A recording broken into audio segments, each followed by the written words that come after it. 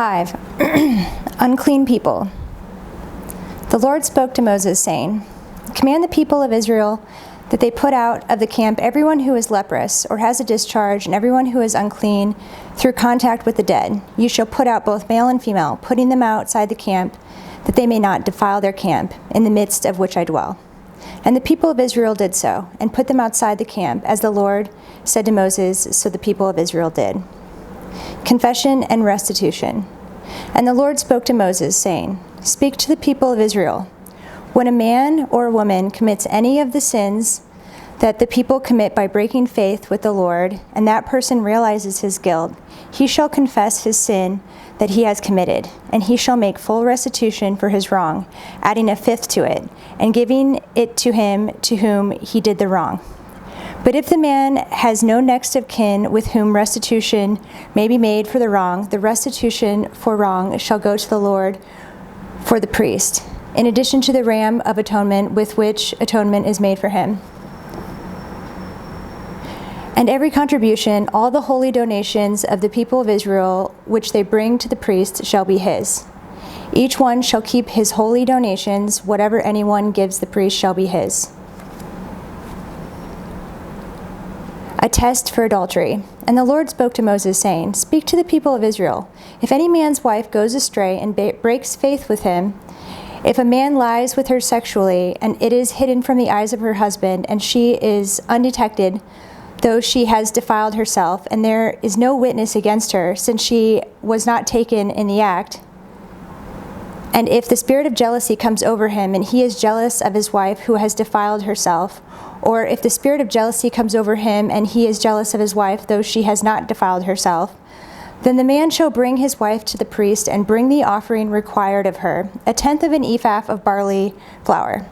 He shall pour no oil on it and put no frankincense on it, for it is a grain offering of jealousy, a grain offering of remembrance, bringing iniquity to remembrance. And the priest shall bring her near and set her before the Lord. And the priest shall take holy water in an earthenware vessel, and take some of the dust that is on the floor of the tabernacle, and put it in the water. And the priest shall set the woman before the Lord, and unbind the hair of the woman's head, and place in her hands the grain offering of remembrance, which is the grain offering of jealousy. And in his hand the priest shall have the water of bitterness that brings the curse.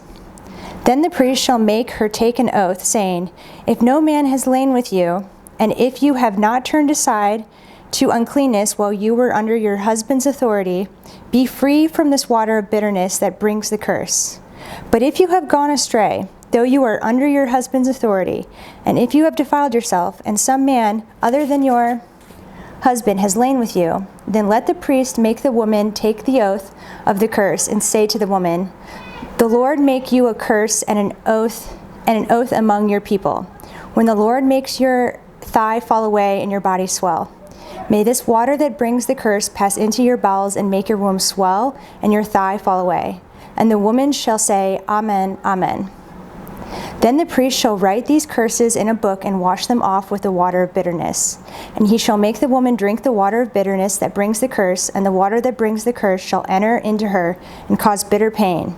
And the priest shall take the grain offering of jealousy out of the woman's hand, and shall wave the grain offering before the Lord, and bring it to the altar. And the priest shall take a handful of the grain offering as its memorial portion, and burn it on the altar afterward, and afterward shall make the woman drink the water. And when he has made her drink the water,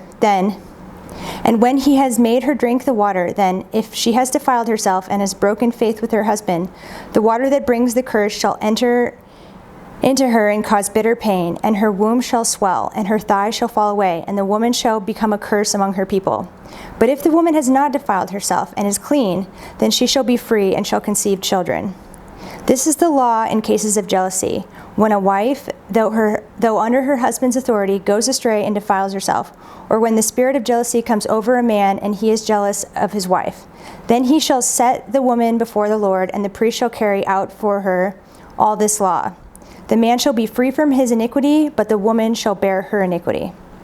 6. The Nazirite vow. And the Lord spoke to Moses, saying, "Speak to the people of Israel, and say to them, When either a man or a woman makes a special vow, the vow of a Nazirite, to separate himself to the Lord, he shall separate himself from wine and strong drink. He shall drink no vinegar made from wine or strong drink, and shall not drink any juice of grapes or eat grapes, fresh or dried. All the days of his separation he shall eat nothing that is produced by the grapevine, not even the seeds or the skins. All the days of his vow of separation no razor shall touch his head. Until the time is completed for which he separates himself to the Lord, he shall be holy. He shall let the locks of hair of his head grow long. All the days that he separates himself to the Lord, he shall not go near a dead body, not even for his father or for his mother, for brother or sister, if they die. Shall he make himself unclean, because his separation to God is on his head. All the days of his separation he is holy to the Lord.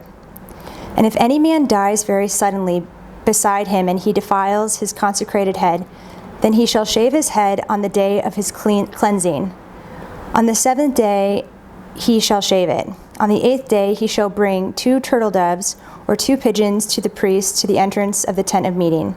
And the priest shall offer one for a sin offering and the other for a burnt offering, and make atonement for him, because he sinned by reason of the dead body. And he shall consecrate his head that same day, and separate himself to the Lord for the days of his separation, and bring a male lamb a year old for a guilt offering. But the previous period shall be void, because his separation was defiled. And this is the law of the Nazirite.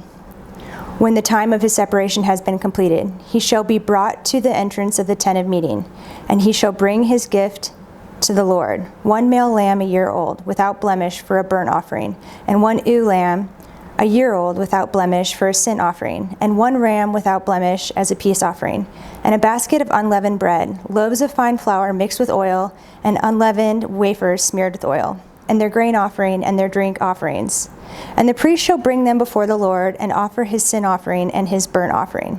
And he shall offer the ram as a sacrifice of peace offering to the Lord, with the basket of unleavened bread. The priest shall offer also its grain offering and its drink offering. And the Nazirite shall shave his consecrated head at the entrance of the tent of meeting, and shall take the hair from his consecrated head and put it on the fire that is under the sacrifice of the peace offering.